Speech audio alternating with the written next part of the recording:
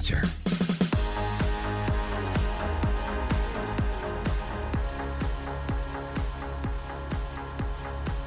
Top of the morning, Dan and Amy. We've been doing Presidential Debate 1 post-mortem all show, and we're going to continue shortly with Steve Moore. By the way, I don't envy Steve Scully, who is the C-SPAN moderator of the town hall on October 15th in Miami when the two gentlemen meet again. You better start getting ready now.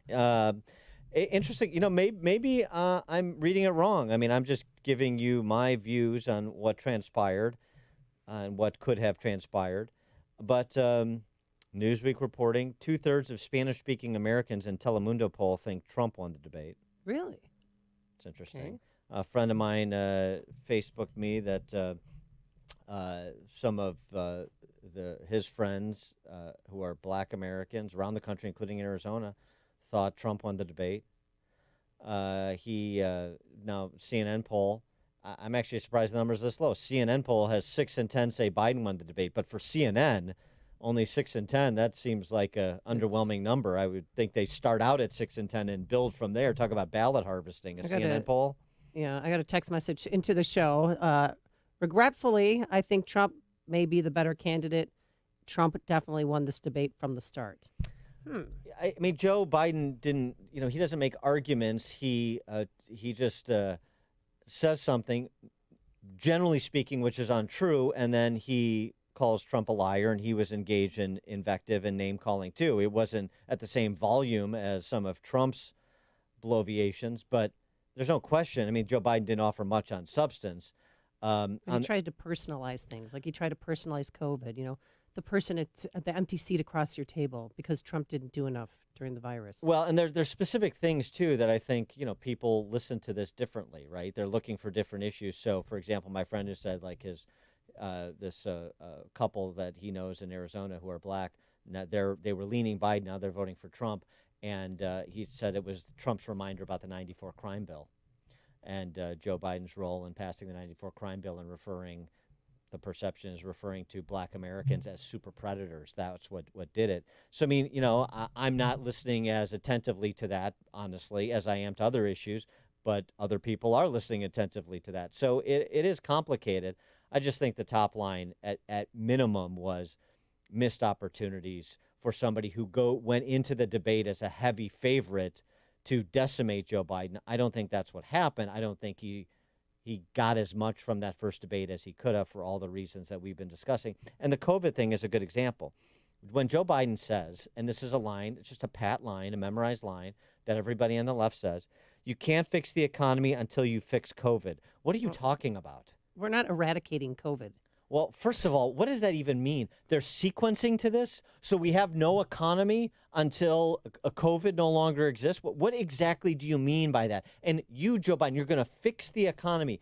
A president doesn't fix the economy. You know how we had the best economy in American history prior to the outbreak? Is because I unleashed the productive people in America to fix the economy, in Biden's words, by being productive, taking risks, hiring people, expanding their businesses, so forth, reducing regulation, reducing the cost of business, giving them more incentive to expand because they're taking home more of it. And so, by the way, were their employees pre-COVID. That's how you do it. And that's how we're going to do it again in a second term if I'm reelected. But he didn't nail just that like seizing you just on did. that. And oh, by the way, one other thing on COVID, because I don't know why Republicans it's not just Joe Biden, let the left get away with it. I disagreed with the knee-jerk lockdown. Trump didn't, clearly, because he initiated it rhetorically and states followed suit. Not that most of them wouldn't have, regardless of what the president said, particularly when you've got Fauci and others saying it needs to be done, Gottlieb and others saying it needs to be done. But just wait a second here. Trump's recession, Trump did this, Trump did that. Schools are closed because of Trump. That's what Biden said yesterday. Excuse me, Vice President Biden. You're talking about lockdowns now when I'm talking about reopening economies the way Florida and Indiana are doing, or the way, for example, the Dakotas never shut down. You want to lock down now. You're blaming me for the results of policies you supported, while I note that the policies you didn't support actually prevented a much more lethal outbreak And he did make that point with respect to shutting down travel to China and then the EU and so forth. It was your people in New York saying, enjoy St. Patrick's Day, Nancy Pelosi. Let's go Come to get something to eat in Chinatown. So you can't let him get away with this. First, we fix first we fix COVID, then we fix the economy. That is nonsense. In addition, you can't let him get away with saying Trump's recession, Trump did this, the job loss, and this and that. Policies you supported and still support, even as I'm trying to grow us back to where we were pre-COVID. I don't think that was presented side by side in the way it needed to be, as forcefully as it needs to be. All President did mention was President Trump was that he'll shut down the economy again because he said that. Yes. If the doctors tell Dr. Fauci, just one doctor tells him to shut it down to save one life, he's willing to do that. And I'm not willing to sign up for that. No way. And a national mask mandate? No way. We live in two Americas right now, folks. That is what Biden said. He'd be willing to shut down the entire economy again. First of all, that's very dubious that he has the power to do that, as we discussed when it was Trump faced with that decision.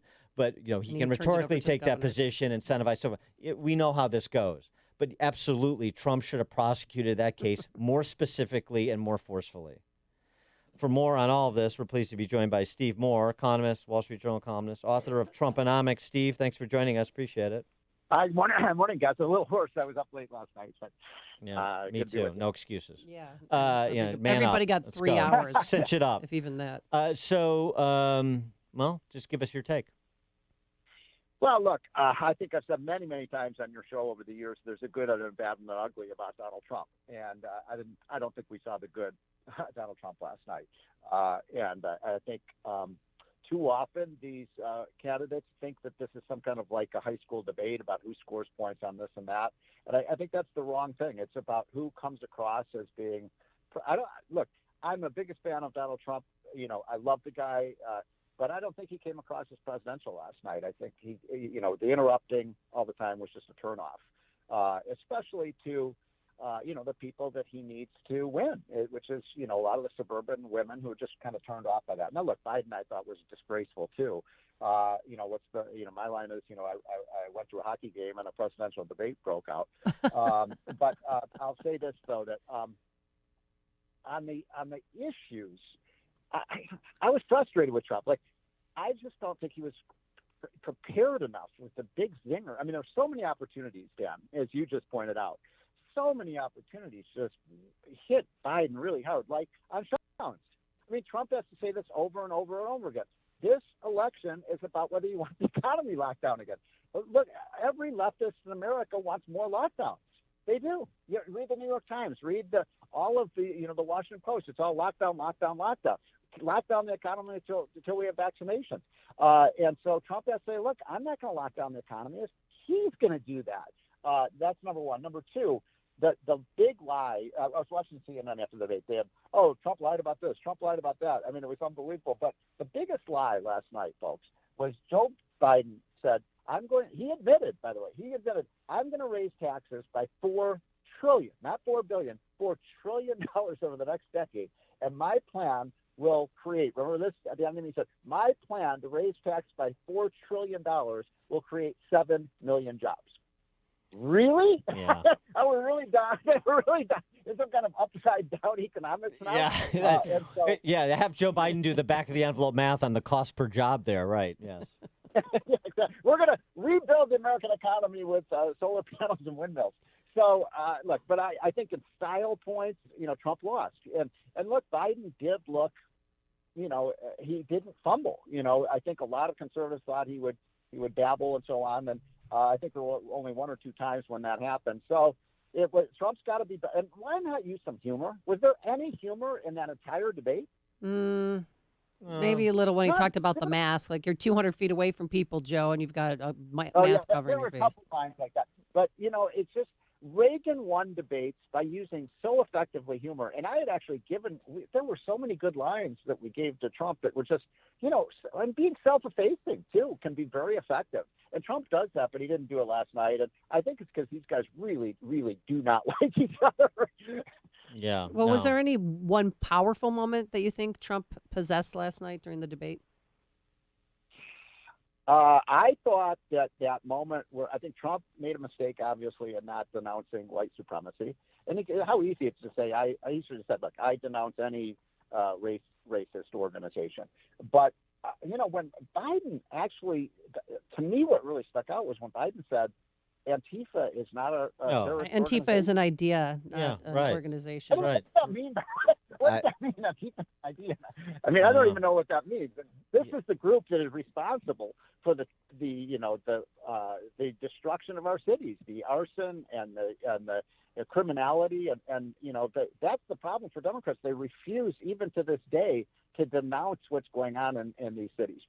Yeah. Also, the one thing, a couple of things he did on matters economic, though, was get Joe Biden to have to take a position he's tried to middle. So, for example, on the Green New Deal, he got Joe Biden to say publicly, "I don't support the Green New Deal." And you remember what the issue is with Biden. One of the issues with Biden that Trump may be remedying based on how he conducts himself is an enthusiasm gap. And going against his leftist base, saying I'm not for the Green New Deal, and of course I support law and order, even if it's disingenuous, that certainly calls into question his commitment to their issues.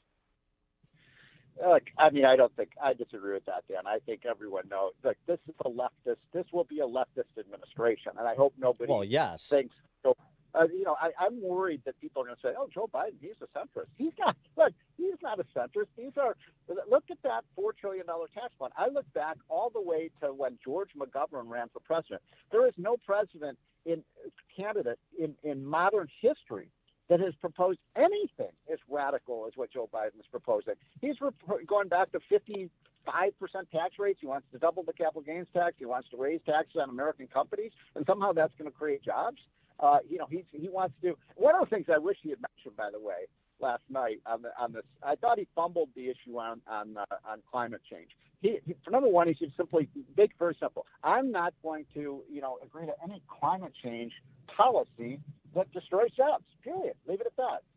And number two, he should have hit Biden so hard on the Paris Climate Accord. Really? You want to re-enter the Paris Climate Accord? There's not one country, down Amy, out of the 50 major countries that have signed that's anywhere near meeting their commitments. And he wants to re-enter that?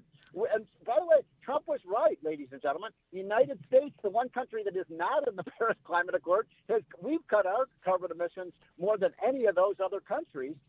And I thought that was one of Trump's most powerful statements. But the problem is Trump rambles on so much that he kind of buries the lead. I know. Well, on the climate change, I agree with you. This is where a little bit of pre-debate thinking, to knowing that this issue is going to come up and how you're going to tackle it would be helpful, because it's the same thing with Green New Deal. When Joe Biden said, "I don't support the Green New Deal," if he had been at the ready, he would have said, this is from Joe Biden's website, "Biden believes the Green New Deal is a crucial framework for meeting the climate challenges we face."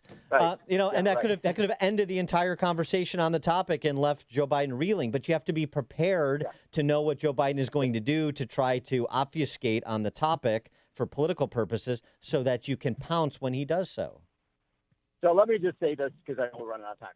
I was there at the first debate last year, 4 years ago, which was in New York. I think it was at Hofstra University. Yeah. And I remember so vividly walking out of that hall with Larry Kudlow, and my wife called me and said, "Well, Steve, it looks like you're not going to be going over to the White House," because Trump got crushed in the first debate against Hillary. He was unprepared.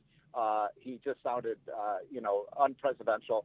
And yet in the second and third debate, he got it all together. And in the third debate, he actually clobbered Hillary. So, and I remember, I don't know if you guys are old enough to remember, I remember the first debate in 1984, Reagan against Mondale. I don't know if you guys remember that. But Reagan, the only bad debate he ever had in his life, he looked like a deer in headlights.